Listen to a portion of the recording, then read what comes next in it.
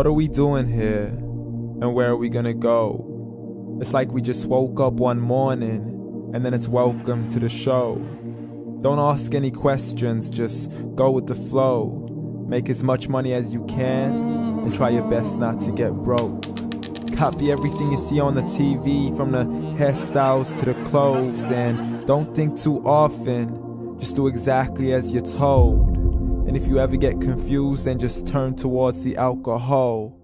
You'll still hear your thoughts, then just turn up the radio as you learn to live a lifestyle of drugs, sex, and rock and roll.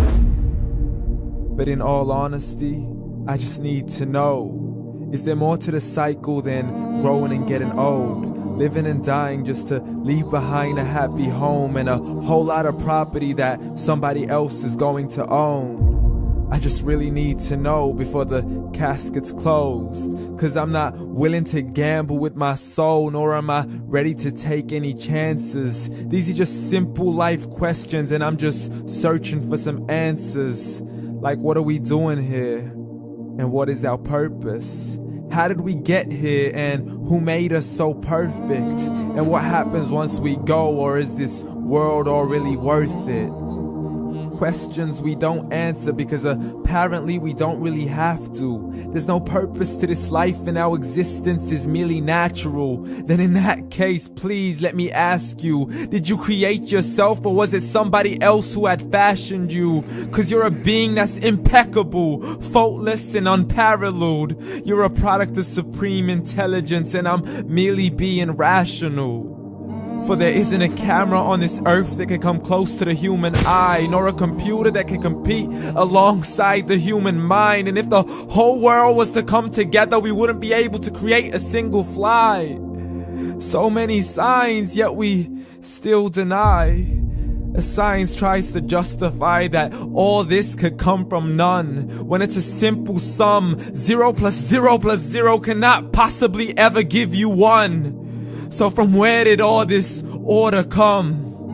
For everything has its origins, a maker, a creator of its own. I mean, the only reason you're watching this video is because somebody had to press upload. So we can believe in the Big Bang, but I'd rather believe in He who caused it to explode. Allah, the creator of everything along with every single soul. The ever-living, the master, the only one who is in control. Unlike his creation, beyond our imagination. And no, he's not a man, nor does he have any partners in association. He's on his own. And no, he did not ever leave us alone. Just like every manufacturer, he left us with an instruction manual. The Quran and Islam, and I'm sorry to jump to conclusions, but it's the only one possible. The only definition of God is the one and only supreme being. It's logical, a book with 0 contradictions, with miracles that are both scientific and historical, all revealed over 1400 years ago. Like the detailed description of the human embryo. The descriptions of the human embryo in the Quran cannot be based on scientific knowledge in the 7th century. To the mountains as pegs holding firm the earth below, and the 2 seas that don't mix in a complete separate flow. To the planets in orbit, alternating night and day as they stay in flow. The expansion of the universe and the creation of everything from H2O. To the stories of the past and the preservation of Pharaoh. To identifying the lowest point in the land where Persia defeated Rome. The gushing fluid that created man in the glands between the ribs and the backbone. And not a word has changed, it's still the same. So please explain how all this was known over 1400 years ago. To a man who couldn't read or write, as he would recite whatever the angels spoke. And if you still don't believe, please try to come up with something that's even close. But you can't, so we took God as a mockery and his messengers as a joke. Muhammad could not read or write. How's somebody who can't read or write gonna start a religion? Dismissed his scriptures as legends and tales of the ancient folk, as we live life according to our whims, desires, and hopes. saying this life is the only home we will ever know. We will live then die, then simply turn to bones. YOLO!